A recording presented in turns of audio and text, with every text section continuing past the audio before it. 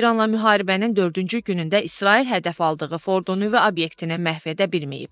Ekspertlərin fikrincə ABŞ-ın müdaxiləsi olmadan Təl-Əvivin bu obyekti dağıtması mümkünsüz görünür. CPIFO az məlumat verir ki, İsrail və İran arasındakı müharibənin şiddəti artır. İsrail F-35 qırıcıları ilə Tehran, Təbriz və İsfahana hava zərbələri endirərkən, İran buna cavab olaraq Təl-Əviv, Yafa və Batyam şəhərlərini pilotsuz təyyarələr və ballistik raketlərlə hədəf alıb.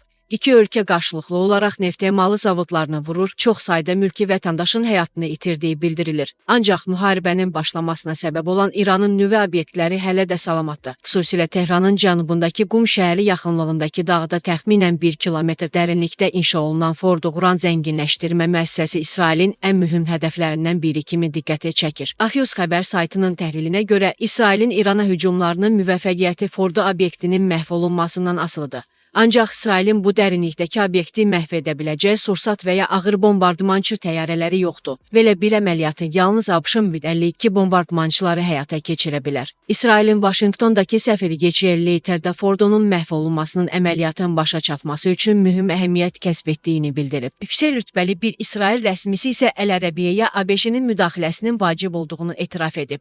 Fordonu vura bilməsək, bütün əməliyyat boşa çıxacaq. İsrail tərəfi Fordonun məhv edilməsi üçün ABŞ-dən birbaşa yardım istəsə də, Vaşinqton administrasiyası məsələ ilə bağlı dəqiq mövqe nümayiş etdirməyib. Axios-a məlumat verən bəzi mənbələrə görə İsrailin baş naziri Netanyahu ilə görüşən ABŞ prezidenti Donald Trump ABŞ-nin mümkün müdaxiləsinə eyham vursa da, Ağ Ev bu iddianı tez bir vaxtda təkzib edib.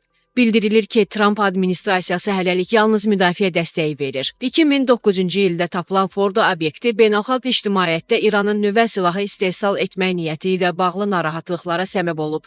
2015-ci ildə İran ABŞ-da daxil olmaqla ölkələrlə nüvə sazişi çərçivəsində obyektdəki fəaliyyətini dayandırmağa razılaşıb. Ancaq Trump 2018-ci ildə sazişdən çıxdıqdan sonra İran uranın zənginləşdirilməsi səylərini bərpa edib. Beynəlxalq Atom Enerjisi Agentliyinin 2025-ci il hesabatına görə İran 60% zənginləşdirilmiş urana malikdir. Bu nisbət 90%-ə qaldırılarsa, İran altın nüvə bombası istehsal etmək gücünə sahib olacaq.